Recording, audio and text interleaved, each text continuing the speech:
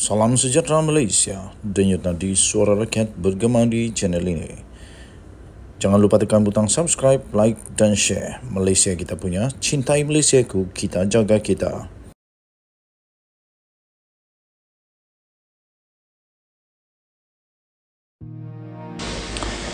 Salam sejahtera Malaysia, denyut nadi suara rakyat bergema di channel ini. Berita terkini mengejutkan. Tun Faisal sah sertai bersatu. Daripada bharian.com.my 9 Julai 2023. Berita penuh. Kuala Lumpur, bekas timbalan Ketua UMNO Putrajaya Datuk Tun Faisal Ismail Aziz yang dipecat daripada parti itu pada Januari lalu mengesahkan menyertai bersatu hari ini.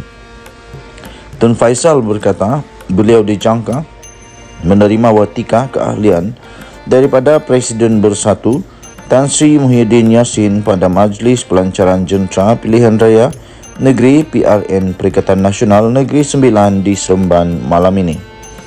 Tun Faisal yang juga adalah bekas setiausaha akbar kepada Ahli Parlimen Ketereh Tan Sri Anwar Musa berkata beliau memilih menyertai bersatu selepas mengambil kira peranan yang boleh dimainkannya dalam parti itu berbanding pas. Katanya, saya ialah orang yang percaya kepada jemaah atau bekerja dalam organisasi. Jadi saya perlu berada dalam satu-satu organisasi untuk membantu perjuangan yang saya percaya. Tambahnya lagi, sebenarnya bagi saya PAS atau Bersatu sama saja kerana kedua-duanya berada di bawah Perikatan Nasional.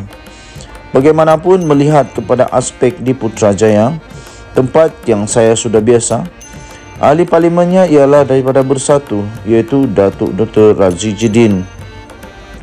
Jadi saya percaya boleh memainkan lebih banyak peranan dalam Bersatu berbanding PAS, terutama dalam memberikan input berkaitan isu tempatan dan pada masa yang sama memperkukuh Bersatu di kawasan ini, katanya kepada BH pada hari ini.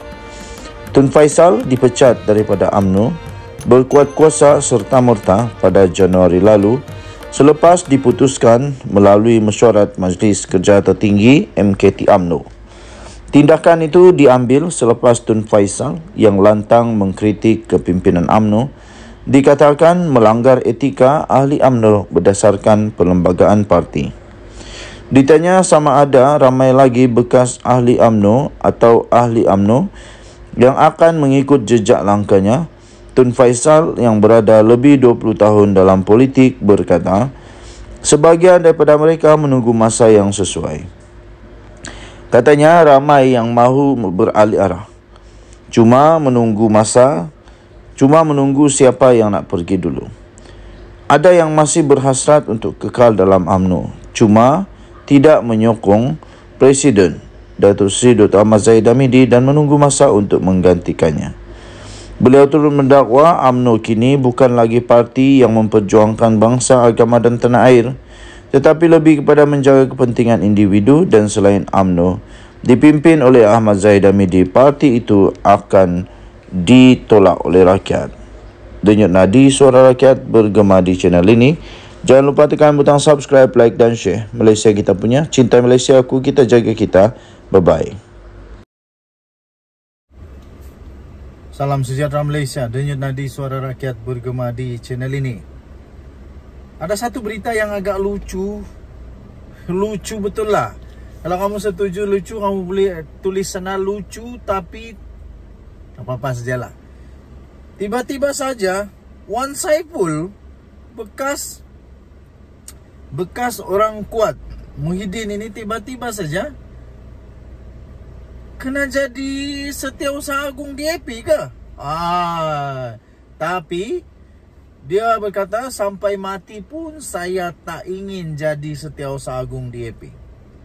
Anthony Locke sebelum ini meminta Wan Saiful agar supaya tidak mencampuri urusan DAP, terutama dalam soal bakal-bakal calon yang akan bertanding dalam PRN Pulau Pinang.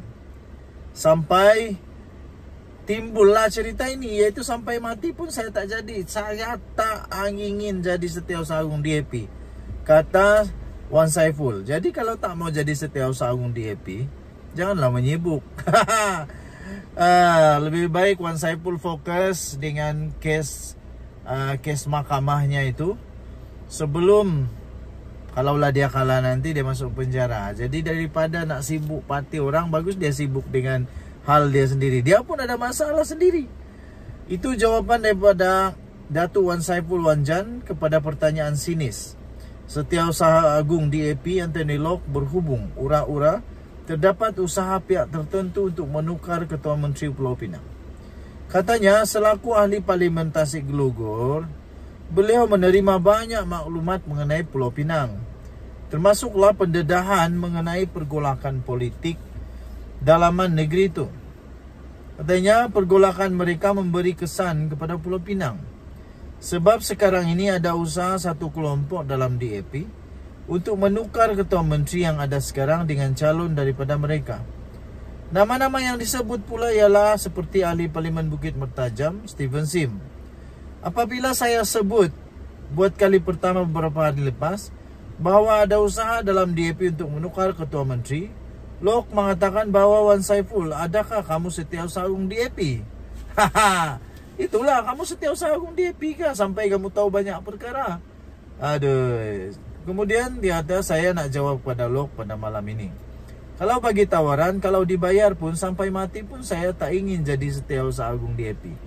Awas tahu, nanti termakan, terjilat ludah sendiri. Nah, sendiri mau tanggung.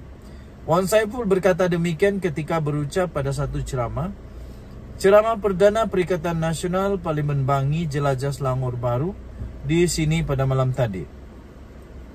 Locke sebelum ini meminta untuk Wan Saiful agar tidak mencampuri urusan parti itu, terutama dalam soal calon-calon yang bertanding dalam pilihan raya PRN. Beliau juga menasihatkan supaya bekas Ketua Penerangan Parti Pribumi Bersatu Malaysia itu supaya menjaga urusan partinya sendiri berbanding al-ehwal parti lain.